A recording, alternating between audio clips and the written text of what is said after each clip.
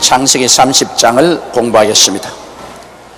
라헬이 자기가 야곱에게 아들을 낳지 못함을 보고 그 형을 투기하여 야곱에게 이르되 나로 자식을 낳게 하라. 그렇지 아니하면 내가 죽겠노라. 여러분 잘 아시다시피 야곱은 외아저씨 라반의 집에 거하면서 14년 동안 결혼 지참금으로서 고된 노동을 하면서 외아저씨의 딸, 외사촌이죠. 동생들인 외아저씨의 딸 둘을 아내로 삼았습니다. 레아 맏딸도 아내로 삼고 둘째 딸 라헬도 자기의 아내로 삼았습니다. 그런데 이 성경에 보니까 레아는 눈에 매력이 없었다. 그 언니된 레아는 눈이 평범하고 매력이 없었는데 라헬은 굉장히 눈이 크고 눈이 이글이글하고 매력이 많았다. 그래서 야곱이 라헬에게 굉장히 반해서 동생 라헬을 뜨겁게 사랑하나 레아는 좀 못 본 채였습니다. 그래서 레아가 하나님 앞에 통곡을 하고 울고 부르짖고 기도하니까 하나님께서는 이 레아가 은총을 받지 못하는 것을 보고서 불쌍히 여기서 태를 열어주므로 연달아서 아들을 넷을 낳았어. 유다까지 아들을 넷을 낳았어. 그런데 라헬은 인물은 절세이지만은 미인이지만 아들을 못 낳고 옛날 오늘날 또 우리 동양에는 그렇지만 옛날 저 이스라엘은 더 그랬습니다. 여인이 시집가서 아들을 못 낳으면 저주를 받았다 그렇게 합니다. 모든 사람이 저주받은 여자다 그렇게 생각했습니다. 그러니 뭐 죽을 징입니다. 언니는 아들을 너희나 낳았는데 동생인 라헬은 남편에게 총애를 받으면서도 아들을 낳지 못했습니다. 그래서 이 두 사람 사이에 무서운 질투의 불길이 타게 됐습니다. 이 하나님께서 신명기에 보면은 언니와 동생을 함께 아내로 삼지 말라. 그러면 서로가 시기한다고 말했습니다. 근데 이때는 벌써 율법을 주기 전에 일이었기 때문에 두 여형제가 한 남편을 섬기면서 살았기 때문에 그들 가운데 일어난 질투의 불길은 어마어마했었습니다. 여러분, 이 세상에서 가장 무서운 것이 이 질투입니다. 투기하는 마음이 생기면 그때는 눈에 아무것도 안 보입니다. 무슨 일이든지 저지를 수 있습니다. 사람을 투기나게 하지 말아야 됩니다. 한 형제간에 부모가 자식을 기를 때도 편애하면은 사랑을 받지 못하는 형제들이 무섭게 투기합니다. 그래서 야곱의 12형제 중에 나중에 보면 야곱이 특별히 늦게 낳은 요셉을 사랑하니까 형제들이 투기해서 요셉을 잡아서 종으로 팔아서 보내버린 것을 알 수 있는 것입니다. 투기심이라는 것은 굉장히 무섭습니다. 이러므로 절대로 투기심이 일어나지 않도록 모든 일을 조심해서 해야 됩니다. 그런데 자, 아내를 둘이를 데리고 사니까 어떻게 둘이를 똑같이 공평하게 사랑할 수가 있나요? 이 모슬렘 교회에서는 한 남자가 네 여자를 거느릴 수가 있다. 그러나 이 네 여자를 거느리는 조건으로서는 네 여자를 똑같이 사랑해 줘야 된다 그렇게 말합니다. 사람이 마음이 하나인데 어떻게 너희를 똑같이 사랑해 줘요? 그 중에 더 크게 사랑하는 사람도 있고 좀 덜 사랑하는 사람도 있지 어떻게 똑같이 사랑할 수 있겠습니까?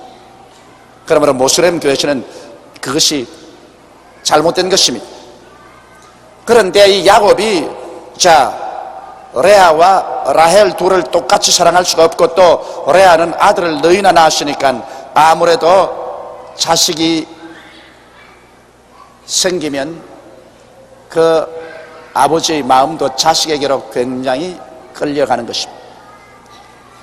왜냐하면 남편과 아내는 법적으로 만났기 때문에 돌아서면 남이 되지만은 자식은 남편에게도 핏줄이고 아내에게도 핏줄입니다. 자식이 딱 핏줄이 돼서 잡고 있으면 부부간에 여간 사이가 소원해져도 그 자식의 핏줄 때문에 끌려옵니다. 제가 30년을 목회하면서 보니까 자식이 없이 이혼한 사람은 도로 합쳐지지가 않아요. 그런데 자식이 있고 이혼한 사람은 10년이 지나고 20년이 지나고 난 다음에도 도로 합치더라고요. 그런데 희한한 것 봤습니다. 그러면 자식이 아버지에게 갔다가 어머니에게 갔다가 아버지에게 왔다가 어머니에게 왔다가, 그래 아버지는 너 어머니에게 가지 말아라 가만 안 둔다 그러거든. 어머니는 또 아버지에게 가지 말아 해도 안 간다 하면서 왔다가 갔다가 왔다가 갔다가 해가지고, 그래가 둘을 갖다 딱 묶어버립니다. 자식이 있으면은 별 도리 없이 자식이 사랑해 줄 사람의 줄이 됩니다. 사랑해 줄 사람의 줄로 묶이면 좀처럼 끊어지지 않습니다. 근데 자식이 없으면, 사람이 부부간이라는 것은 서로 법적으로 만났기 때문에 어떻게 마음이 식어지면 그건 법적으로 돌아서면 남이 되어버리고 말인 것입니다. 이래서 레아는 인물이 못났지만은 아들을 너희나 낳아줬으니까 그 아들에게 끌려가지고서 아버지가 점점 이제는 레아에게로 기울어집니다. 라헬은 아주 눈이 이글이글하고 아주 인물이 좋고 매력이 있었지만은, 그러나 실제 결혼해서 살아보면 매력 있는 것은 얼마 안 가서 큰 효과 없어요. 연애할 때 효과가 있지, 처음 결혼할 때 굉장히 효과가 있지, 실제로 살면은 누가 제일 매력이 있느냐? 음식을 잘 만드는 사람이 제일 매력이 있습니다. 나는 그거 정말 옛날 우리 아버님이 제게 그런 말씀을 하셔요. 저희 아버님께서 남자의 사랑은 위장에서 나온다. 내가 그때 굉장히 우습게 생각했습니다. 아버님이 농담을 하시는 것이지 남자의 사랑이 어떻게 위장에서 나오나. 아버님이 여러 번 그런 말씀을 하셔요. 그 아내가 음식을 잘해가지고서 밥상에 맛있는 음식이 올라와야지, 그래야 애정이 넘친다 그래서, 아버지는 애정이 뭔지 몰라서 저러시는가 보다. 애정이란 참 마음에서 나오는 것이지 무슨 위장에서 애정이 나오나. 그런데 내가 지금까지 살아보니까 그 말이, 아버님 말이 맞았어. 음식을 맛있게 하면은 사랑이 그리 가요. 그러나 음식이 솜씨가 없으면 제 아무리 라헬 같이 눈이 이글이글해도 소용이 없어요. 음식이 맛있어야지. 아침 먹고 점심 먹고 저녁 먹는데 음식을 잘 만들면 이물보다도 음식 잘 만드는 것이 훨씬 낫다고요. 오래 같이 사는 데는. 그저 간단히 처음 연애하는 데는 인물이 좋지만은, 그러나 오래 사는 데는 마음 좋고 음식 솜씨 좋고 그리고 아들 쑥쑥 잘 놓으면 그건 뭐 별 도리 없습니다. 그리 끌려갑니다. 그래서 경쟁에서 이제 레아가 이기기 시작합니다. 레아는 인물은 못났지만은 마음도 좋고 음식 솜씨도 좋고 아들도 너희를 낳으시니, 그만 야곱이 자꾸 이제는 레아 집을 찾아갑니다. 그러니까 라헬이 아예 그냥 질투가 나서 견디지 못해요. 라헬이 자기가 야곱에게서 아들을 낳지 못함을 보고 그 형을 투기했습니다.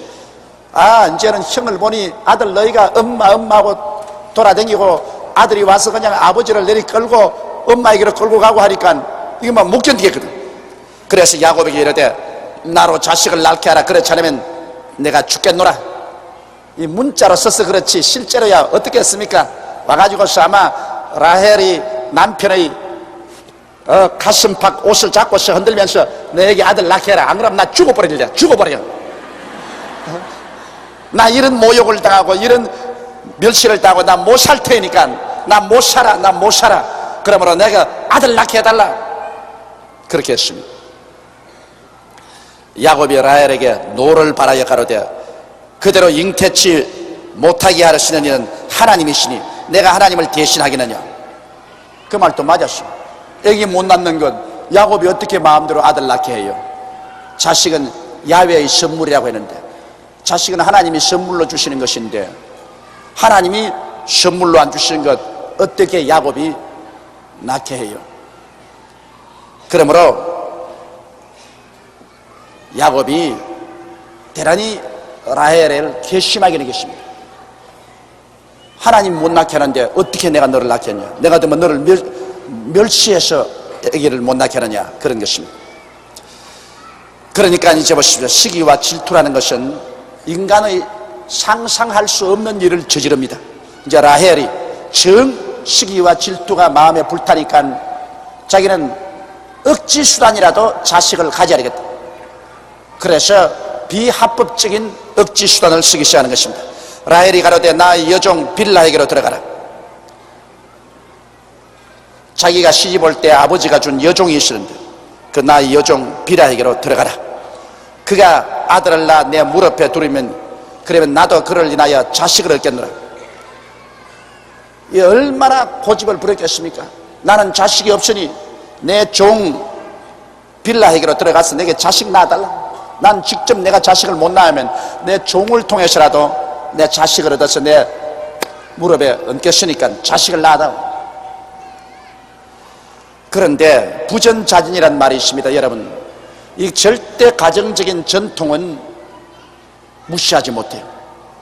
가문이라는 것은 반드시 봐야 되는 것은 누가 자기 종을 또 남편에게 두어서 자식을 낳게 했습니까? 야곱의 혈통에 할아버지거든. 할아버지 아브라함이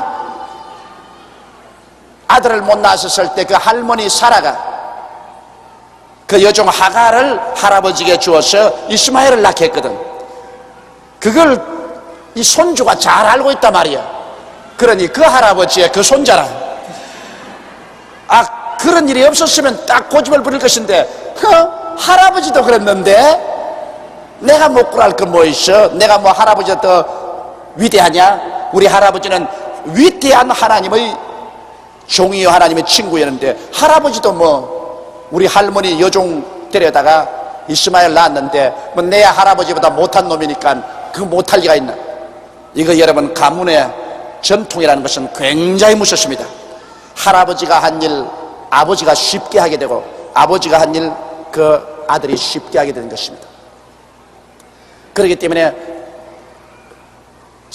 자식을 장가 보내거나 시집 보낼 때 가문을 보아야 된다는 이유는 그게 있습니다. 이 뼈가 말을 합니다. 이 성경에도 보면은 그 사실이 여기에 뚜렷이 있지 않습니까? 아무리 라헬이 요구를 하더라도 일격에 부인해버리면 그럼 괜찮아요. 안 그럴 수도 있어요. 그러나 그의 잠재의식 속에 우리 할아버지 그렇게 하는 걸 내가 보았기 때문에 뭐 괜찮은가 보다. 난 뭐 할아버지가 낳은 자식이냐? 그래서 그런 빌라를 또 첩으로 받아들인 것입니다. 그 시녀 빌라를 남편에게 첩으로 주매 야곱이 그에게로 들어갔더니 빌라가 잉태하여 야곱에게 아들을 낳은지라. 라헬이 가로되 하나님이 내 억울함을 푸시려고 내 소리를 들어서 내게 아들을 주셨다고 이로 인하여 그 이름을 단이라 하였더라. 이 억울함을 풀었다는 말이 바로 단인 것입니다. 그래서 라헬이 자기 여종 빌라를 야곱에게 주어서 아들을 낳았으니 그 아들의 이름이 단입니다. 자기 여종을 통해서 낳은 아들을 라헬이 품에 안고 이제 나는 원통함을 풀었다. 나도 자식이 있다. 그리고 굉장히 그 라헬이 마음에 위로를 받았습니다. 그러나 훗날에 보면은 여러분, 이 단 지파가 우상을 숭배해서 하나님을 버리고 동방으로 따라가다가 사라져버리고 말았습니다. 단 지파가 사라졌어요. 이 정상적인 사고방식에서 낳은 자식이 아니었기 때문에 그 무언가 그 지파에 삐뚤어짐이 있어서 나중에 이 단 지파는 우상을 섬기고 이스라엘 가운데서 사라진 지파 중에 하나인 것입니다. 또 라헬이 가로되 내가 라헬의 시녀 빌라가 다시 잉태하여 둘째 아들을 야곱에게 낳으며 라헬이 가로되 내가 형과 크게 경쟁하여 이겼다고 그 이름을 납달리라고 하더라. 납달리란 말은 경쟁한다는 말인 것입니다. 그래서 자기의 여종을 통해서 라헬이 아들 둘을 연속적으로 낳았습니다. 그래서 이제는 막 이기양양합니다. 이 보십시오. 사람이 시기와 질투가 들어오면 체면 볼 것 없습니다. 윤리와 도덕 볼 것 없습니다. 그냥 수단과 방법을 가르치지 않고 시기와 질투를 하면 복수를 하려고 하는 것입니다. 시기와 질투라는 것, 이거 굉장히 무서운 것입니다. 여러분, 그렇기 때문에 우리가 시기와 질투를 반드시 크리스찬은 이 마음속에서 제거해야만 되는 것입니다. 그 9절에 보면 이제 레아 차례입니다. 레아가 자기의 생산을 멈춘 것을 보고 자, 레아가 자기는 아들 넣어놓고는 아들 못 낳는데 저쪽에서 자꾸 연달아서 하나 놓고 둘 낳고 하니까 이것도 시기가 생겼습니다. 이러다가 또 남편 또 뺏기겠다. 그래서 그도 동생이 시녀를 주는데 나도 못 줄 거는 뭐이냐. 그래서 그 시녀 실바를 취하여 야곱에게 주어 첩을 삼게 했더니 레아의 시녀 실바가 야곱에게 아들을 낳음에 레아가 가로되 복되도다 하고 그 이름을 가시라 하였으며, 가시라는 복이란 말인 것입니다. 그 여종이 또 아들을 낳았다. 레아의 시녀 실바가 둘째 아들을 야곱에게 낳음에 레아가 가로되 기쁘도다, 모든 딸들이 나를 기쁜 자라 하리로다 하고 그 이름을 아셀이라 하였더라. 그래서 레아와 라헬이 서로 시기하고 경쟁하는 바람에 그 여종들까지 첩으로 야곱에게 주어서 아들은 수없이 낳기 시작합니다. 결국에는 이래서 12아들이 나왔고 이 12아들이 이스라엘의 12지파가 된 것입니다. 사람은 잘못해서 이런 결과를 냈지만, 그러나 하나님은 인간의 잘못을 오히려 합동해서 선을 이루도록 만드시는 것입니다. 이것이 하나님의 그 넓고 크신 마음인 것입니다. 하나님을 사랑하는 자 곧 그 뜻대로 부르심을 입은 자들에게는 모든 것이 합동하여 선을 이룬다고. 결국 인간의 잘못이 하나님의 손길로 말미암아 선하게 만들어요. 야곱이 두 아내와 두 첩을 통해서 12아들을 낳았는데 이것은 어느 면으로 보나 그 레아와 라헬의 시기와 질투 때문에 이루어진 한 연극인데, 그러나 하나님은 오히려 그것을 변화시켜서 12아들을 통해서 이스라엘이라는 하나님을 경외하는 선민을 만드는 기초석을 삼은 것입니다. 12지파가 바로 이 12아들에게서 나온 것입니다.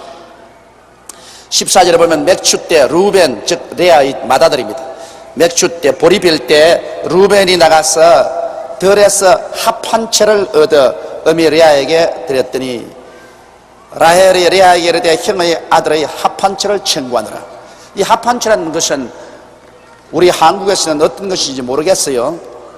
그러나 이스라엘에서는 이 무슨 그 미신이 있느냐면 합 한 채를 먹으면 아들을 낳는다는 미신이 있습니다.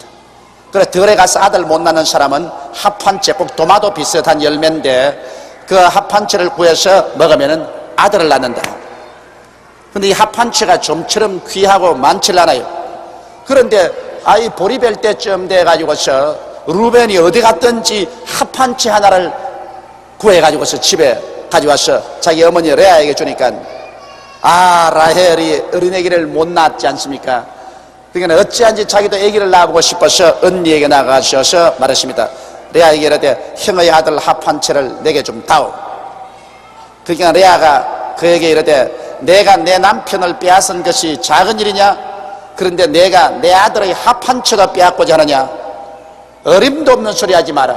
너 인물 줬다고 해서 우리 남편 빼앗은 것도 내 마음에 상처가 깊은데, 그래 이 합 한 채조차도 네가 가져 먹겠다고 어림없는 소리 하지 마라. 안 준다. 라헬이 가로되 그러면 형의 아들의 합 한 채 대신에 오늘 밤에 내 남편이 형과 동침하리라 하니라. 남편하고 합 한 채하고 바꿨습니다. 남편이 요사이는 또 자기에게 아주 좋게 해서 자기와 함께 동거하고 있는데 그 합 한 채 주면은 오늘 우리 남편 너에게 언니에게 빌려주겠다. 그래서 합 한 채를 남편 하루씩 빌려주는 것을 조건으로 해서 자기가 얻어서 먹었습니다. 그럼 합 한 채가 정말 효과가 있는지 없는지 모르겠지만은 그때 그 전통으로서는 합 한 채를 먹으면 아들을 낳는다, 그런 말이 있었습니다. 16절에 저물 때 야곱이 들에서 돌아오매 레아가 나와서 그를 영접하며 이르되 내게로 들어오라. 내가 내 아들의 합 한 채로 당신을 샀노라. 그 밤에 야곱이 그와 동침하였더라. 야곱이 바쁘게 됐어. 레아에게 끌려갔다가 라헬에게 끌려갔다가 레아의 종에게 끌려갔다가 라헬의 종에게 끌려갔다가 얼마나 정신적으로 번잡하고 바쁘겠습니까? 그리고 아마 그 야곱의 몸에는 성한 데가 없을 거예요. 꽃에 피어가지고서. 내 여자에게 꽃이 피었었으니 뭐 어디 성한 데가 있겠습니까? 평안히 일생을 살 수 있는 야곱이 굉장한 아마 정신적인 시련을 겪었을 것입니다. 그래서 하나님이 레아를 들으셨으므로 그가 잉태하여 5째 아들을 야곱에게 낳은지라. 야, 합 한 채 빌려주고도 그저 아들을 낳았습니다. 레아가 가로되 내가 내 시녀를 남편에게 주었으므로 하나님이 내게 그 값을 주셨다고 그 이름을 이사갈이라 하였더라. 값이라고 했는데 시녀를 주었다고 해서 하나님이 이쁘게 보고서 아들 준 것은 아닙니다. 그것은 잘못된 생각입니다만은 그러나 자기는 그렇게 해석을 했었습니다. 내가 내 시녀를 남편에게 주었으므로 남편이 하나님이 날 불쌍히 여기셔 아들을 하나 더 주었다. 그래서 이사갈이라는 했습니다. 그리고 레아가 다시 잉태하여 6째 아들을 야곱에게 낳은지라. 레아가 가로되 하나님이 내게 후한 선물을 주시도다. 내가 남편에게 6 아들을 낳았으니 이제는 그가 나와 함께 거하리라 하고 그 이름을 스불론이라 하였더라. 함께 거한다. 스불론이라고 하였으며 그 후에 그가 딸을 낳고 그 이름을 디나라 하였더라. 그러니까 6 아들의 마지막 딸 하나를 낳으셨습니다. 그는 굉장히 축복받은 여인입니다. 아들을 6이나 낳고 딸을 하나 낳아서 7 자녀를 낳으셨습니다. 하나님이 라헬을 생각하신지라. 하나님이 그를 들으시고 그를 태를 여신 거로 합 한 채를 먹어서 그런지 모르겠지만은 그 합 한 채를 먹고 난 다음에 아기를 못 낳는다는 이 라헬이 이제 하나님의 긍휼하심을 받았습니다. 하나님이 너무 불쌍히 여기셔서 하나님이 그를 들으시고 그 태를 여신 거로 그가 잉태하여 아들을 낳고 가로되 하나님이 나의 부끄러움을 씻으셨다 하고 그 이름을 요셉이라 하니, 저기 요셉이라면 보태어 주었다 그 말인 것입니다. 여호와는 다시 다른 아들을 내게 더하시기를 원하노라 함이었더라. 그래서 아기를 못 낳는다는 라헬도 나중에 요셉을 낳으셨습니다. 이래서 그의 부끄러움이 씻어진 것입니다. 라헬이 요셉을 낳은 때 야곱이 라반에게 이르되 나를 보내어 내 고향 내 본토로 가게 하시되, 이제 야곱이 외아저씨 집에 온 지도 세월이 오래 가셨습니다. 한 20여 년 됐어요 벌써. 왜냐하면 야곱이 40세 가까이에 외아저씨 집에 도망을 왔는데 한 20여 년이 될 시간에 나이가 이제 60이 다 됐어요. 한국 나이로 환갑때가 가까웠습니다. 그러니까 이제 고향 산천이 그리워지고 또 하나님께서 계시로 고향 산천으로 돌아가라 했으므로 외아저씨가 나가서 외아저씨 이제 나 고향 산천에 돌아가야 되겠습니다. 언제고 외아저씨 집에 붙어 있어서 무슨 노릇이나 하고 이렇게 살 수는 없으니까 고향에 들어가게 해 주시옵소서. 그렇게 말하셨습니다. 내가 외삼촌에게서 일하고 얻은 처자를 내게 주서 나로 가게 하소서. 내가 외삼촌께 한 일은 외삼촌이 아시나이다. 자, 내가 외삼촌 집에 와가지고서 결혼치 참으로 14년을 일을 해서 레아와 라헬 2 딸을 내 아내로 얻었고 그 다음에 외아저씨 집에서 머슴살이 하면서 지금까지 먹고 살았는데 이제는 우리 가족들 다 솔거해서 우리 고향으로 돌아가게 해달라고 외삼촌에게 부탁했었습니다. 라반이 그에게 이르되 여호와께서 너로 인하여 내게 복을 주신 줄을 내가 깨달았노니 내가 나를 사랑스럽게 여기거든 유하라. 자, 여기 외아저씨가 깨달은 것은 야곱이 오기 전에는 외아저씨의 집은 별로 부하지 못했습니다. 짐생 때도 별로 많지 않고 별로 부자가 아니었는데 야곱이 와서 한 20년 동안 일해주는 동안에 집이 크게 부흥이 되어서 굉장한 부자가 되었다. 여기에서 여러분 우리가 알아야 될 것은 축복은 환경을 따라오지 않고 사람을 따라옵니다. 성경에는 복 있는 사람은 이라고 말했지 복 있는 환경은 이라고 말하지 않습니다. 사람이 복이 있으면요 그 사람이 덜에 가면 덜이 복을 받고 집에 들어오면 집이 복을 받고 짐승을 기르면 짐승 새끼가 복을 받고 떡을 만지면 떡반죽 그릇이 복을 받습니다. 복은 사람이 가지고 다녀요. 여러분 대한민국 보십시오. 우리 5,7년 역사 가운데 이 뼈다귀 강산에서 얼마나 고생을 했습니다. 5,7년 역사 가운데 내내 침략만 당하고 보릿고개에 수없이 많은 사람이 굶었죠.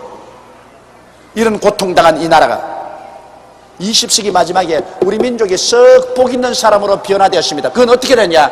예수 그리스도의 복음을 듣고 하나님 백성이 되어서 우리 민족의 30% 가까운 1천만이 넘는 사람이 예수를 믿고 하나님을 경외하게 되니 복 있는 사람이 된 것입니다. 여러분 이 세상에 예수 믿고 하나님 섬기게 된 사람이 가장 복 있는 사람입니다. 왜냐하면 하나님이 복의 근원이시기 때문에 복의 근원이신 하나님을 알고 그 하나님을 믿는 사람이 복이 있는 사람입니다. 우리나라가 복이 있는 사람이 되니까 이 뼈다귀 강산에 이게 뭐가 있습니까? 우리 한국 강산에 솔직히 말해서 뭐가 있어요? 석탄이 많이 납니까? 석유가 많이 납니까? 철광석이 납니까? 뭐가 납니까?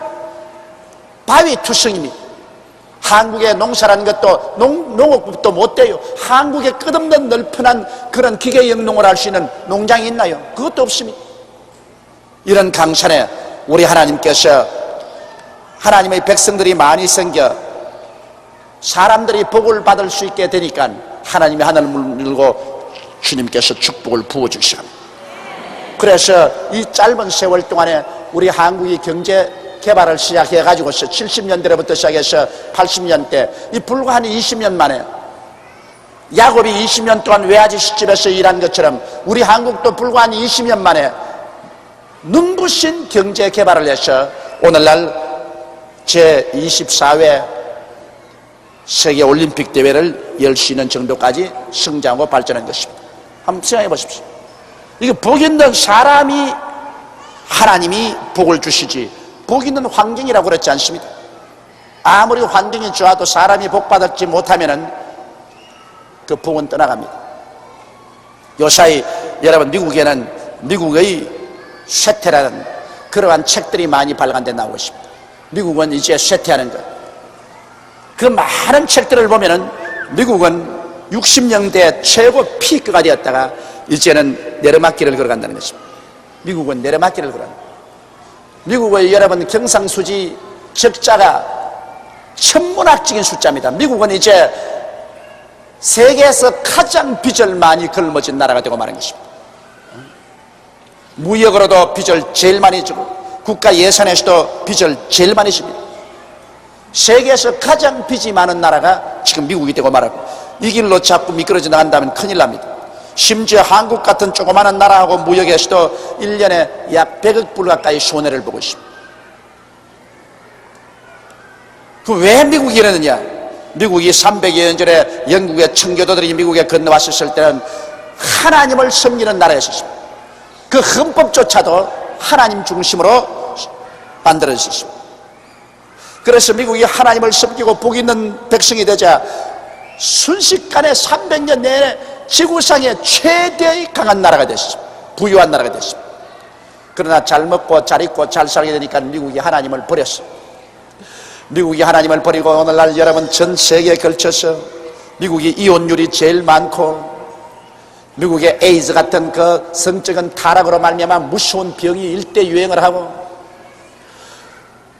그리고 미국의 인본주의가 온 교육제도나 정치제도 속에 다 들어와서 인본주의 중심으로 쓰고 미국 교회는 급전직하로 타락하기 시작하고 미국 사람들은 하나님을 떠나고 있습니다. 신속한 속도로 하나님을 떠나고 있습니다. 미국이 하나님을 향해서 등을 돌리니까 점점 복의 근원에서 멀어집니다. 복의 근원에서 멀어지니까 미국은 여러 가지 세계적으로 어려운 문제를 많이 겪게 되고 오늘날 경제적인 난국에도 처해 있는 것입니다. 이러므로 여러분 복 있는 사람은 하나님께서 그를 통해서 복을 주시는 것입니다. 이렇기 때문에 사람 잘 만나야 돼요. 이 세상에서 사람 잘 만나는 것보다 더 중요한 것이 없습니다. 사람을 잘못 만나면 일생을 그냥 박살나는 거예요. 결혼도 그래요. 남편을 잘 만나면은 일생에 그렇게 행복할 수가 없습니다만 잘못 만날 바에는 결혼 안 하는 게 좋다고. 내가 최근에 결혼 카운셀링을 할 때 그렇게 했습니다. 옛날에는 그런 카운셀링 안 했는데 아주 공부도 많이 하고 대학 교수로 있으면서 경제력도 좋고 자신이 만만한 여자인데 이제 결혼을 해야 되겠다. 어떻게 할까? 그래 내가 말한 것이 절대로 성급하게 하지 마라. 어떤 상대인지 상대를 해서 교제를 오래오래 해보고 신앙이 있고 사람이 마음이 착실하고 올바른 남자인지 아닌지 알아보고 정말 훌륭한 인격자가 될 수 있다는 그런 가능성이 있으면 결혼하지. 그 이외에는 결혼 안 하는 것이 좋다. 결혼해서 훌륭한 남편을 만나면 굉장히 행복하겠지만 결혼해서 잘못된 남자 만나면 천배 만배로 불행하다. 지금 사는 것보다 천배 만배로 불행하다. 그냥 생지옥이 된다. 그럴 바에야 당신 경제력도 있고 당당히 살아갈 수 있으니 혼자 사는 것이 훨씬 편하지 뭘 그렇게 쉽사리 결혼하려고 하느냐. 옛날에는 배가 고파서 시집을 갔다. 그래가 남편에게 발길로 차이고 쥐어 박히고 하면서도 눈물을 뚝뚝뚝 흘리면서 그 밥 좀 얻어먹으려고. 실제로 그랬습니다. 그렇게 얻어맞고 해도 배가 고파서 집을 못 떠났어. 배가 고파서. 그거 바로 내가 목회하는 우리 세대에서 바로 그랬다고요. 그랬는데 이제야 여성들도 여러분 나가서 활동하면 밥 먹어요. 밥 먹어. 그렇기 때문에 여자도 시집 갈 때 남편 아주 복바른 사람 구하려고 애를 써야 되고, 남편도 또 그렇습니다. 기분에 내킨다고 아무나 그냥 턱 때리다가 마누라 갖다 놨다가 박살나는 사람 많습니다. 아예 그냥 불여우를 갖다 놓으면 별 도리 없이 자기 인생이 박살이 난다고요. 아마 남편 못 만나서 고생하는 것보다도 부인 잘못 만나서 고생하는 것이 더 많을는지도 모릅니다. 이러기 때문에 남녀간에 사람을 잘 만나야 돼. 사람 잘 만나야 돼. 이 외아저씨 라반은 그것을 알았다. 자기가 야곱이 오기 전에는 아무런 복이 없었는데 야곱이 오고 난 다음부터는 하는 일마다 막 복이 돼. 하는 일마다 자꾸 일이 잘 때 그냥 아주 김이 무럭무럭 일어나는 것 같아. 모든 것이 막 부흥이 되기 시작해요. 뭔지 모르게 전부 그냥 우길성천하는 그러한 일이 생겨요. 그래서 외아저씨가 어찌한지 야곱을 붙잡아 놓아야 되겠다 그렇게 생각합니다. 그래서 라반이 그에게 이르되 여호와께서 너로 인하여 내게 복 주신 줄을 내가 깨달았다.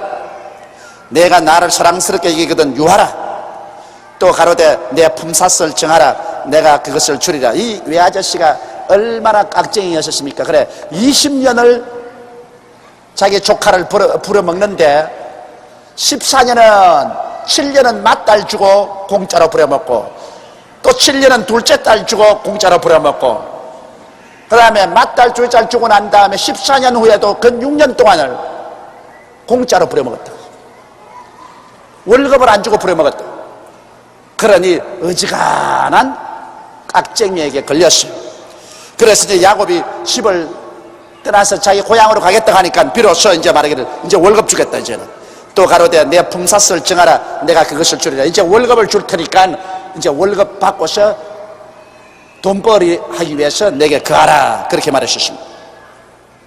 야곱이 그에게 이르되 내가 어떻게 외삼촌을 섬겼는지, 어떻게 외삼촌의 짐승을 쳤는지 외삼촌이 아시나이다. 내가 오기 전에는 외삼촌의 소유가 적더니 번성하여 때를 이루었나이다. 나의 공력을 따라 여호와께서 외삼촌에게 복을 주셨나이다. 그러나 나는 어느 때 내 집을 세우리까. 그 야곱이 보면 성격상 많은 변화가 왔습니다. 야곱이 옛날에는 아주 꾀가 많고 사기성이 많았는데 외아저씨 집에 와가지고서 많은 인격적인 변화가 왔습니다. 그래서 굉장히 성실한 사람이 됐습니다. 눈이 오나 비가 오나 더우나 추우나 그런 열심으로 외아저씨 집의 짐승떼들을 잘 돌봐주었습니다. 그래서 외아저씨 집 짐승떼가 늘어지고 큰 부자가 됐는데, 자, 외아저씨는 이렇게 잘 살게 됐는데 나는 여태까지 이제 나이 60이 되도록 아직 나는 내 집도 이루지 못하고 내 재산이라는 건 아무것도 없다. 나는 언제 내 재산 한 미천 해가지고서 고향으로 돌아가리까.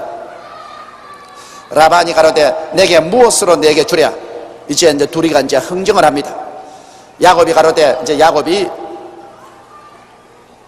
외삼촌이 얼마나 무지무지한 깍쟁이인 줄 알기 때문에 외삼촌이 절대로 뒤로 물러설 수 없는 그러한 약속을 합니다. 물론 야곱은 하나님께서 야곱에게 그런 지혜를 주셨습니다. 야곱이 가로되 외삼촌께서 아무것도 내게 주실 것이 아니라 나를 위하여 이 일을 행하시면 내가 다시 외삼촌의 양떼를 먹이고 지키리이다. 오늘 내가 외삼촌의 양떼로 두루다니며 그 양 중에 아롱진 자와 점 있는 자와 검은 자를 가리어내며 염소 중에 점 있는 자와 아롱진 자를 가리어내리니 이 같은 것이 나면 나의 삭시 되리라. 후일에 외삼촌께서 오셔서 내 품삯을 조사하실 때 나의 의가 나의 표정이 되리라. 내게 혹시 염소 중 아롱지지 아니한 자나 점이 없는 자나 양 중 검지 아니한 자가 있거든 다 도둑질한 것으로 인정하소서. 이 말은 무슨 말이냐면 자, 내 월급을 달리 정할 것이 아니라 내가 외아저씨 양을 치는데, 양과 염소를 치는데 그 중에 얼룩덜룩이 양이나 얼룩덜룩이 염소란 외아저씨가 다 거두어 가지고서 다른 데로 옮겨버리십시오. 나는 양떼도 순수한 색깔의 양떼, 염소도 순수한 색깔의 염소를 기르겠는데 그들이 새끼를 낳을 때 얼룩덜룩이를 낳으면 얼룩덜룩이는 그건 내 월급으로 만들어줍니다. 순수한 색깔이 나오면은 그건 전부 외아저씨 것이고, 내가 기르는 양이나 염소 중에서 얼룩덜룩이가 나오면 얼룩덜룩이는 나의 월급으로 외아저씨가 치소서. 그 아주 외아저씨 듣기에는 굉장히 귀가 솔깃한 말입니다. 왜냐하면 여러분 보세요. 아주 흰 양들과 흰 염소들이 얼룩덜룩 새끼를 낳기는 낳겠지만 그렇게 많이 낳을 확률은 없거든. 그러므로 모든 얼룩덜룩이는 다 옮겨버리고 순수한 흰 색깔의 양떼와 염소떼만 내가 돌볼 테니까 그들이 얼룩덜룩이 새끼를 낳는 것은 내 월급으로 정해 주소서. 라반이 가만히 들으니까 계약치고는 참 좋은 계약이라. 그렇지, 뭐 순수한 색깔이 얼룩덜룩이 새끼를 낳아도 몇 마리 낳겠노. 그래서 라반이 가로되 내가 내 말대로 하리라. 그렇게 이제 둘이 약속을 따겠습니다. 그날에 그가 수염소 중 얼룩무늬 있는 자와 점 있는 자를 가리고 암염소 중 흰 바탕에 아롱진 자와 점 있는 자를 가리고 양 중에 검은 자들을 가려 자기 아들들의 손에 붙이고 자기와 야곱의 사이를 사흘길이 떼게 하였고 야곱은 라반의 남은 양떼를 치지라. 그래, 얼룩덜룩이를 다 거두어 가지고서 사흘길을 걸어간 거리로 옮겨서 라반이 자기 아들들에게 그것은 다 맡겨놓고 그 다음 순수한 색깔은 야곱에게 맡겨놓았습니다. 그런데 여러분, 사람의 힘과 능으로는 할 수 없으되 하나님이 하는 일이 생깁니다. 이것이 우리가 하나님께 배워야 돼요. 하나님이 축복을 해주시면 사람으로는 할 수 없을 때 하나님은 할 수 있다고. 야곱은 순수한 색깔의 짐승떼를 기르면서 거대한 얼룩덜룩이를 낳게 하는 하나님의 비결을 배웠었습니다. 왜냐하면 하나님께서 야곱을 축복해 주실 것을 야곱은 알고 있기 때문에 야곱은 하나님의 축복을 받는 마음의 그릇을 준비를 했습니다. 오늘 우리는 여기에서 하나님의 축복의 비결, 바라봄의 법칙을 배울 수가 있습니다. 야곱이 이제 외아저씨가 떠나고 난 다음에 버드나무와 살구나무와 신풍나무의 푸른 가지를 취하여 그것들의 껍질을 벗겨 흰 무늬를 내고 그 껍질 벗긴 가지를 양떼가 와서 먹는 개천의 물구유에 세워 양떼에게 향하게 하며 그 떼가 물을 먹으러 올 때 새끼를 베니 가지 앞에서 새끼를 뱀으로 얼룩한 것과 점이 있고 아롱진 것을 낳은지라. 자, 이제 야곱이 이제 얼룩이를 낳게 하는데 어떻게 하느냐? 그 양떼나 염소떼들이 풀을 먹고 난 다음에 오후에 쫙 물을 먹으러 오는데 개천가에 물구유를 갖다 놓고 물을 퍼가지고서 구유에다 놓으면 거기서 물을 마시고 한가하니까 거기서 새끼를 뱀니다. 새끼를 가지는데 그 물구유 앞에 야곱은 버드나무와 살구나무와 신풍나무의 푸른 가지를 취해서 거기 껍질을 얼룩덜룩하게 벗겨가지고서 이걸 물구유 앞에 쫙 세워놓고 난 다음 그 앞에서 물을 마시고 새끼를 빼게 하니까, 아니 너무 양이나 염소가 그저 새끼 가져서 낳았다면 얼룩덜룩, 낳았다면 얼룩덜룩. 여러분, 이 하나님의 법칙을 모르면 이거 기막힌 말입니다. 법칙을 모르면 세상에 미신도 유푼수가 있지, 무슨 성경에 이런 미신이 있느냐, 무슨 양과 염소가 새끼 가지는데 눈앞에 얼룩덜룩이 나무가지 갖다 놨다 해서 그거 보고 야 우리 얼룩덜룩이 낳자, 그래 얼룩덜룩 그렇게 낳는 법이 어디 있냐. 그 미신 아니야. 그런데 여러분, 이것은 미신이 아니라 바로 그 나무 가지를 깎아서 얼룩덜룩 해가지고서 갖다 놓는 것은, 실제 야곱은 자기 생각으로 염소떼와 양떼들이 그걸 보고 얼룩덜룩이를 나는 줄 알았는데, 야곱은 하나님이 그렇게 하라고 하신 것은 염소떼나 양떼가 그거 보라고 한 것이 아니라 야곱 보라고 그렇게 한 것입니다. 야곱의 마음속에 바라봄의 법칙을 사용하도록 만들어 주신 것입니다. 사람이라는 것은 희한합니다. 사람의 마음의 그릇은 자기가 바라보는 곳에 마음이 끌려가고 바라보는 것이 마음에 끌려옵니다. 그래서 그 마음을 점령하게 되면 그를 따라서 믿게 되는 것입니다. 여러분, 아담과 하와가 선악과를 따먹는 것도 어떻게 했습니까? 마귀가 바라봄의 법칙을 사용했습니다. 매일같이 선악과 나무 밑에 와서 선악과 나무 열매를 쳐다보고 있었습니다. 그래서 성경은 말하기를 하와가 그 선악과 나무를 보니 먹음직하고 부함직하고 지혜를 없게 탐스럽게 보였습니다. 선악과 나무를 쳐다보고 있었습니다. 그래서 하루 쳐다보고 이틀 쳐다보고 사흘 쳐다보니까 그만 그가 그리로 끌려가고 그가 그에게 끌려와서 손을 내서 먹어버리고 마는 것입니다. 이 사람은 환경에 굉장한 지배를 받습니다. 맹자 삼천지도라는 것도 여러분 아시죠? 맹모 삼천지도. 자기의 맹자를 교육하기 위해서 이사를 세워냈다. 사람이 무엇을 끊임없이 바라보느냐, 그 바라보는 것이 그 생각을 점령하게 되고, 그 생각을 점령하게 되면 그 생각이 바로 운명을 변화시키는 그릇이 되는 것입니다. 하나님이 온갖 구하는 것이나 생각하는 것에 넘치도록 능하겠다고 말한 것입니다. 그러므로 생각을 변화시킨다는 것은 굉장히 중요합니다. 여러분, 우리의 생각이 늘 나는 못한다, 나는 안 된다, 나는 할 수 없다, 나는 망한다는 부정적인 생각으로 꽉 들어차고 부정적인 환경에 꽉 들어차 있습니다. 부정적인 것을 보고 부정적인 것을 듣고 부정적인 가운데 있으면 그 마음의 생각이 부정적인 것으로 꽉 들어차면 그 생활 전체는 그저 마귀가 와서 마음대로 도역질하고 죽이고 멸망시키는 부정적인 일을 할 수 있는 그릇이 됩니다. 그런 부정적인 생각이 꽉 들어차면 하나님이 사용할 수가 없어요. 여러분 보세요. 예수님께서 베세다 광야에 나갔었을 때 남자만 5,000명, 부여자 기몇 명이 말씀을 듣고 배가 고파 허덕일 때 여기에 빌립하고 안드레가 있는데 뭐가 달랐습니까?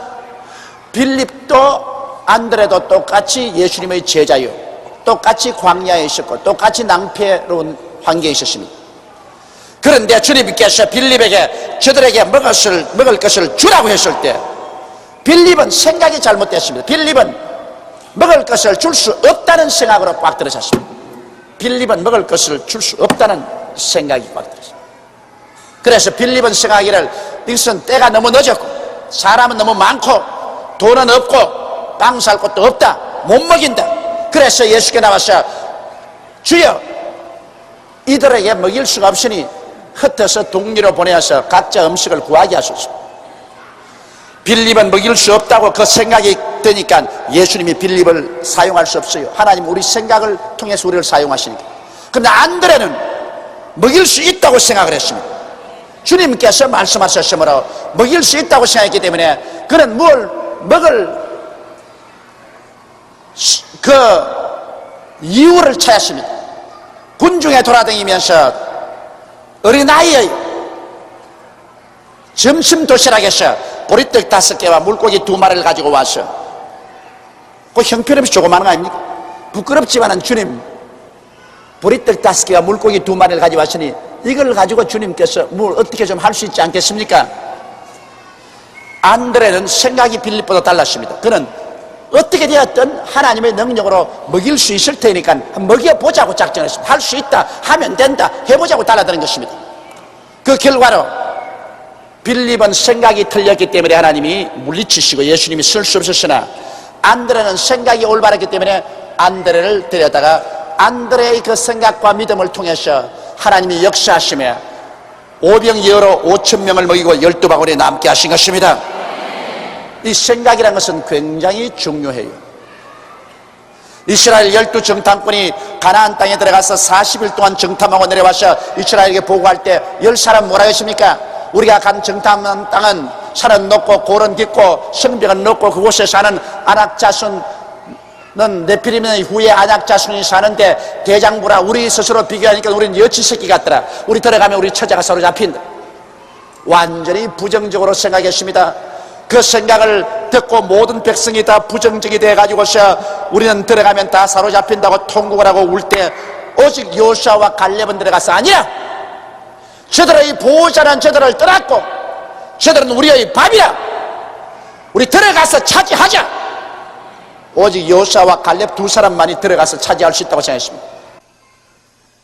하나님이 그 자리에 임하셔서 어떻게 했습니까? 부정적인 생각을 한 10명은 그 자리에서 죽여버렸습니다. 부정적인 생각을 한 이스라엘 백성 전체는 광야로 도로 회진시켜서 40년을 광야에서 방황하면서 다 죽을 때까지 기다리셨습니다. 그리고 여호수아와 갈렙은 80이 되었는데도 다 죽어도 여호수아와 갈렙은 안 죽었습니다. 들어갈 수 있다고 생각하는 그 두 사람은 안 죽었어요. 그 후손들을 때리고 여호수아와 갈렙은 들어갈 수가 있을 것입니다. 그러므로 야곱이 이 얼룩덜룩이 나무를 물구유 앞에 놓아서 새끼들이 얼룩덜룩이가 나게 한 것은 그 무슨 양이나 염소가 그 양밥이 돼가지고서 얼룩덜룩이를 낳은 것이 아니라 야곱이 그를 통해서 마음의 생각이 달라진 것입니다. 아시겠어요? 바라봄의 법칙을 통해서 야곱의 생각에 이제 새끼만 놓으면 얼룩덜룩이 낳는다, 새끼만 놓으면 얼룩덜룩이 낳는다. 그 마음의 생각이 달라지자 달라진 생각을 통해서 믿음이 달라졌습니다. 하나님 앞에 그는 기도할 때 믿었습니다. 하나님이여, 이것이 낳으면 얼룩덜룩이를 낳을 줄 믿습니다.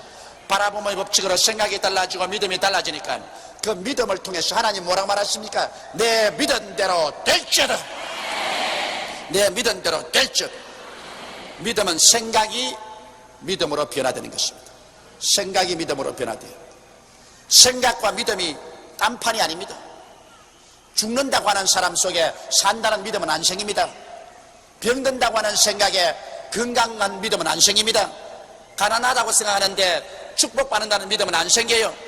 생각이 믿음의 바탕이 되는 것입니다. 그래서 야곱은 자기의 생각을 바꾸기 위해서 그래서 얼룩덜룩이 푸른 버드나무와 살구나무와 신풍나무 가지를 갖다 놓은 것입니다. 그래서 야곱이 턱 새끼 가지는 장면을 바라보고 있을 때 그 마음속에 이 새끼도 얼룩덜룩이다, 저 새끼도 얼룩덜룩이다, 자기 마음에 생각하는 거예요. 그리고 하나님 감사합니다. 얼룩덜룩이 믿습니다. 얼룩덜룩이 믿습니다. 그런데 낳았다면 얼룩덜룩, 낳았다면 얼룩덜룩. 외삼촌이 가끔 가다가 하면서 와보는데 막 기절초풍을 하게 됐습니다. 이거 웬 말인고, 얼룩덜룩이는 다 옮겨놓고 흰색깔만 치게 했는데 이놈의 흰색깔들이 낳았다면 얼룩덜룩, 낳았다면 얼룩덜룩이니 와이고 내 팔자에, 와이고 내 팔자에, 이거 웬일이고.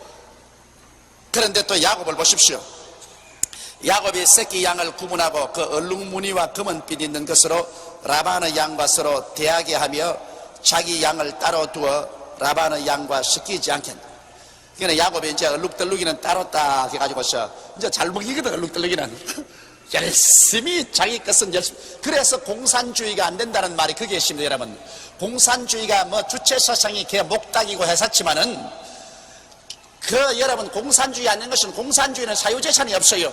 공산주의는 다 함께 일해가지고서 다 함께 나누어 먹는 것입니다. 그러므로 처칠이 말한 것처럼 공산주의는 다 함께 가난해지는 주의가 공산주의다.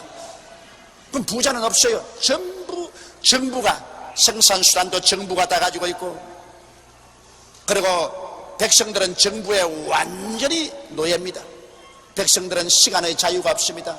거주의 자유가 없어요. 정부가 원하는 그 자리에 가서 정부가 시키는 그 일만 해가지고서 그래가지고 공평하게 노놉니다.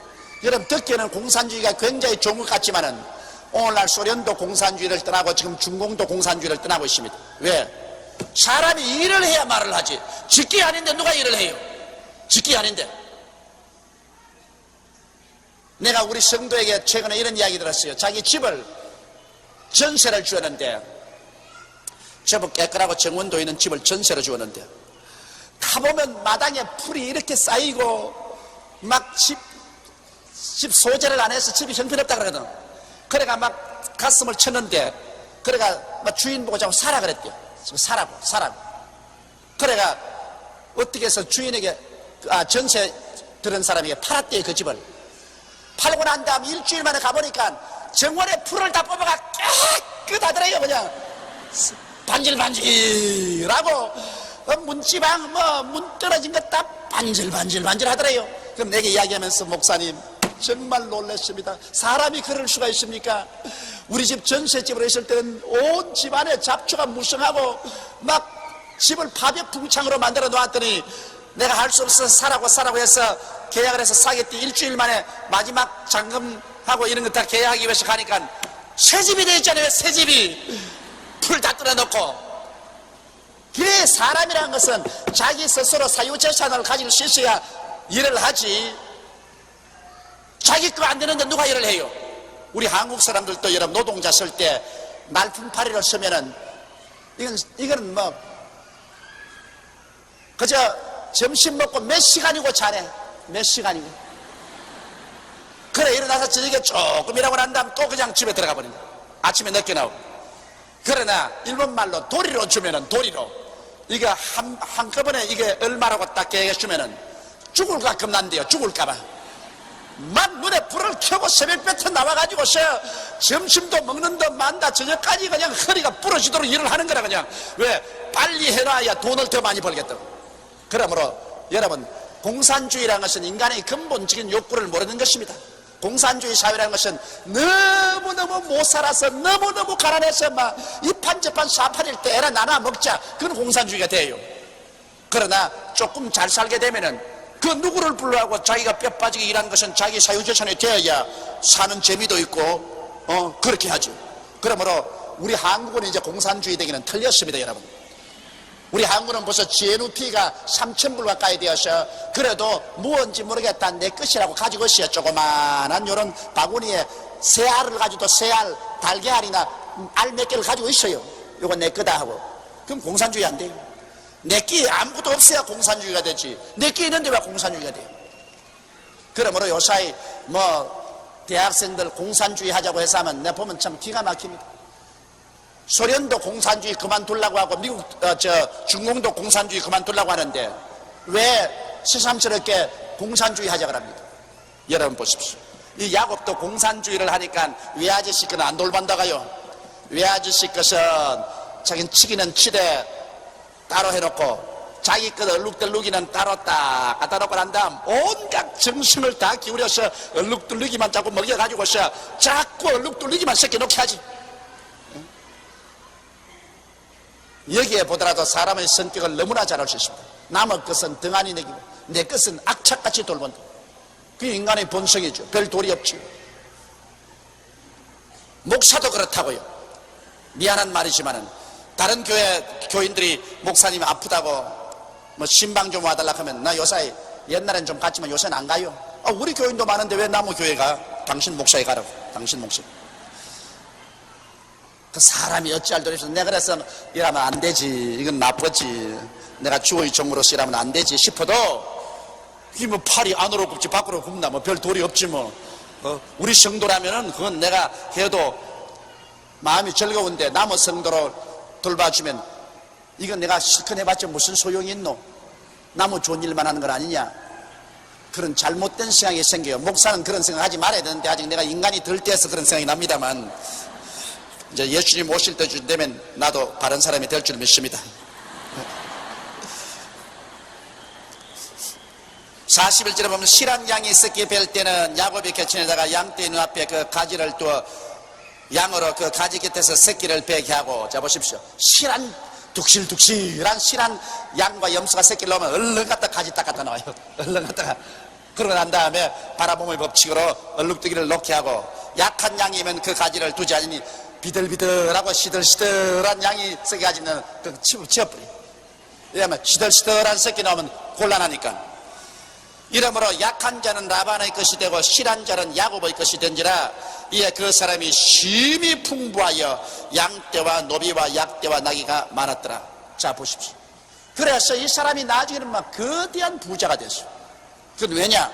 바라봄의 법칙인 것입니다. 이 바라봄의 법칙이란 대단히 중요합니다. 여러분, 사람이 생각이 어떠하면 그 인간도 그러하다고. 우리 바라봄의 법칙을 잘못 사용하면 그 사람 뼈 빠지게 일을 해도 그 일함으로 말미암아서만이 반드시 대가가 나오는 것은 아닙니다. 내가 올바른 바라봄의 법칙을 사용해야 되는 것입니다. 그런데 야곱은 여기에 버르나무, 살구나무, 단풍나무, 신풍나무의 푸른 가지를 취해서 놓았지만은, 여러분 오늘날 우리 시대는 다른 나무가 있습니다. 그 다른 나무가 뭔지 압니까? 27년 전에 십자가에 올라가서 피를 흘린 갈보리 십자가 나무가 있습니다. 갈보리 십자가 나무도 얼룩덜룩이 나무예요. 예수 그리스도의 피로서 얼룩덜룩해졌습니다. 갈보리 십자가 나무는 예수 그리스도의 십자가의 보혈로 얼룩덜룩 되었지만은, 이 갈보리 예수 그리스도의 십자가의 나무를 우리가 얹어 놓으면 큰 변화가 일어나는 것입니다. 죄를 지은 사람은 갈보리 십자가에서 예수님이 우리 죄를 대신해서 피를 흘려서 그 십자가의 나무를 피로 얼룩지게 했습니다. 그러므로 어떠한 죄를 지은 사람이나 남녀노소 빈부 귀천을 불구하고 예수님 앞에 나와서 죄를 회개하고 그 십자가의 피 흘린 얼룩덜룩이를 바라보고 기도를 하면 모두 다 죄가 용서 받고 마는 것입니다. 그 모든 과거와 현재의 죄가 다 용서를 받고 하나님 앞에 의롭다는 사람이 됩니다. 갈보리 십자가를 통하지 않고 죄사함을 받을 자 없어요.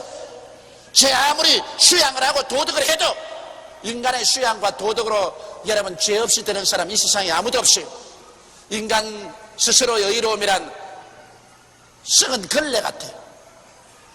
오직 예수 그리스도의 십자가 얼룩덜룩의 그 피, 죄 없는 하나님의 아들 예수님이 오셔서 죄 있는 우리를 대신해서 십자가에 몸짓고 피를 흘려서 그 얼룩덜룩이 피로 물들게 한 갈보리 십자가, 그 십자가 앞에 나와서 예수 그리스도를 바라보고 기도할 때 우리의 죄는 깨끗이 용서를 받습니다. 그렇기 때문에 우리가 예수를 통하지 않고는 구원을 받을 수가 없어요. 세상에 종교가 많습니다. 종교 그 자체는 나쁘다고 할 수 없어요. 종교는 다 좋은 사람 되고 좋은 일 하려고 하는 것입니다. 좋은 사람 좋은 일 한다고 구원을 받는 것은 아닙니다. 여러분, 오직 우리의 그 끝없이 많은 죄를 용서 안 받는 일입니다. 이것은 예수님의 십자가 보배로운 피밖에 없습니다. 이러므로 십자가의 피로서 얼룩진 그 나무를 우리가 바라보고 기도할 때 우리는 늘 용서를 받고 늘 의로움을 얻을 수가 있는 것입니다. 또한 예수님은 십자가에 얼룩진 그 보배로운 피를 통해서 하나님과 우리 사이에 화목을 가지고 왔었죠. 하나님과 우리가 죄로 말미암아 원수가 되어서 여러분 부르짖어도 하나님은 대답하지 않습니다. 그러나 예수의 십자가의 그 얼룩진 보배로운 피를 통해서 하나님께 나아가서 기도하면 그 보배로운 피가 하나님과 우리 사이에 원수된 담을 다 흘러버린 것입니다. 그러므로 하나님께 기도할 때 언제나 십자가에 얼룩덜룩한 그 보혈을 가지고 나가게 되시기를 주의 이름으로 축원합니다. 아버지여, 십자가에 못 박인 예수 그리스도의 보혈을 통해서 아버지께 나옵니다. 기도할 때 그 얼룩덜룩이가 모든 원수된 것을 제껴버리고 하나님과 화목하게 하고 그 증거로서 하나님의 성령으로 우리에게 충만하게 채워주시는 것입니다. 화목의 증거는 하나님의 성령인 것입니다. 하나님의 성령이 내 속에 충만해지는 것입니다. 여러분, 우리가 십자가 앞에 나와서 예수 그리스도의 얼룩덜룩이 보혈을 의지하고 기도를 할 때 효과가 있지, 십자가 보혈을 의지하지 않고 지 혼자 돌아다니면서 나는 하나님 믿는다, 십자가 보혈 없이 하나님 믿어봤자 아무것도 안 생겨요.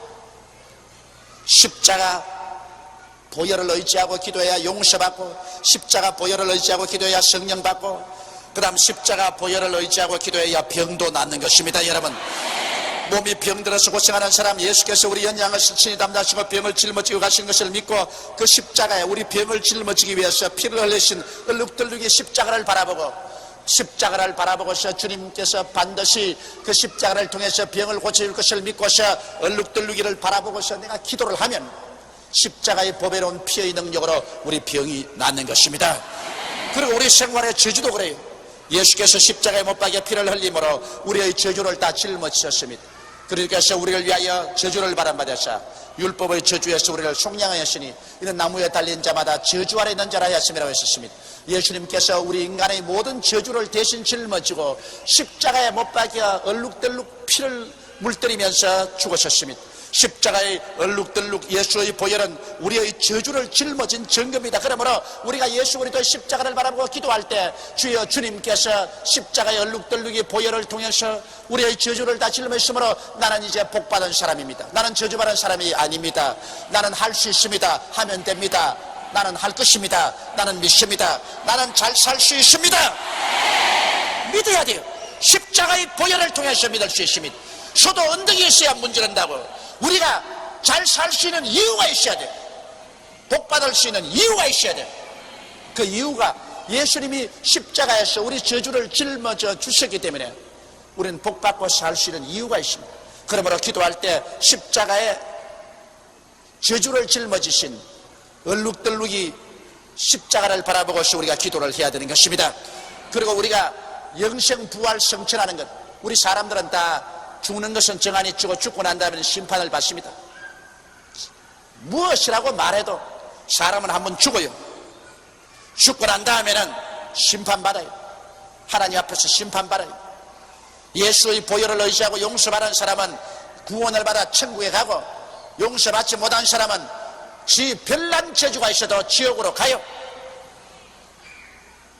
저는 30년 동안 복음을 전개하면서 날로 내 마음속에 확신이 두터워지는 것은 예수 믿으면 구원받고 예수 믿지 않으면 영원히 버림받아 불과 여왕으로 타는 못에 빠진다는 것입니다.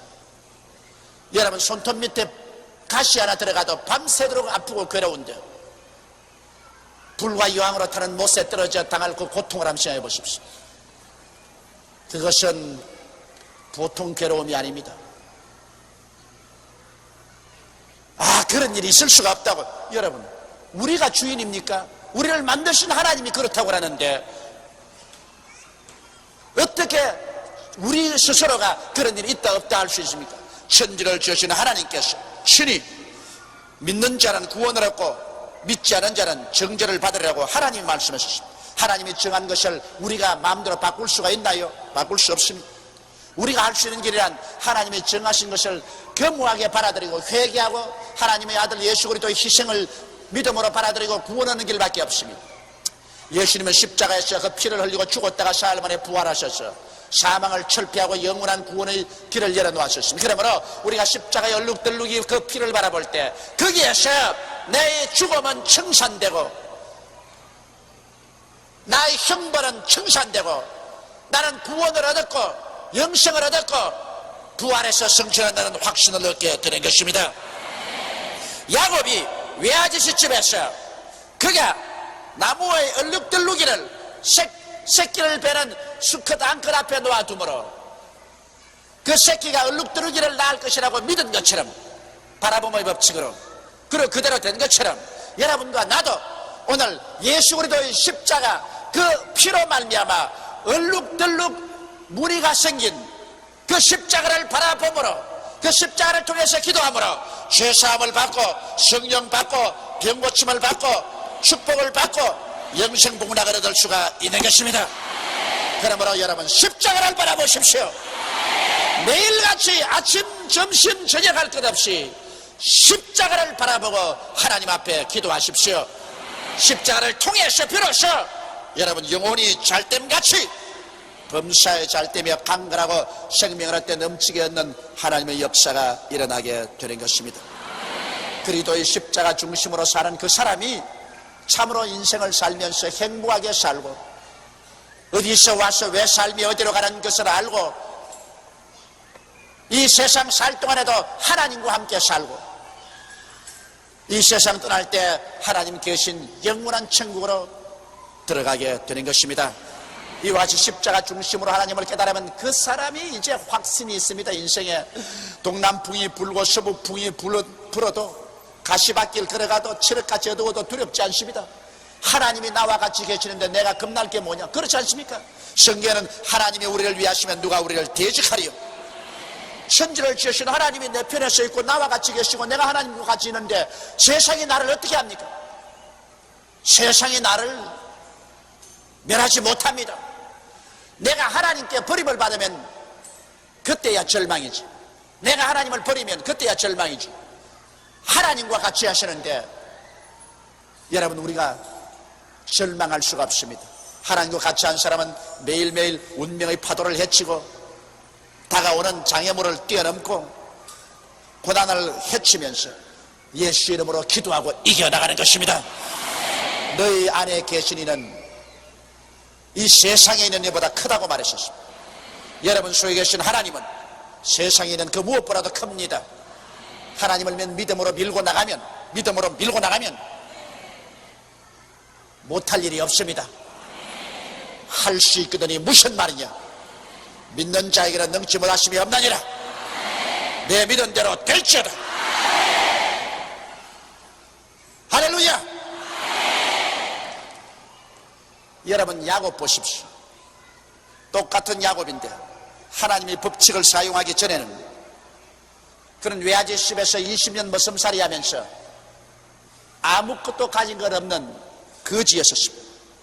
그러나 그가 하나님의 법칙을 깨닫고 그 바라봄의 법칙을 사용하자 똑같은 야곱인데 법칙을 사용하자 그는 한때 두때 세때 바다의 모래 같은 많은 양떼를 거느린 짐승떼를 거느린 거대한 부자로 변화되어서 이게 양양의 고향 땅으로 돌아갈 수가 있었습니다.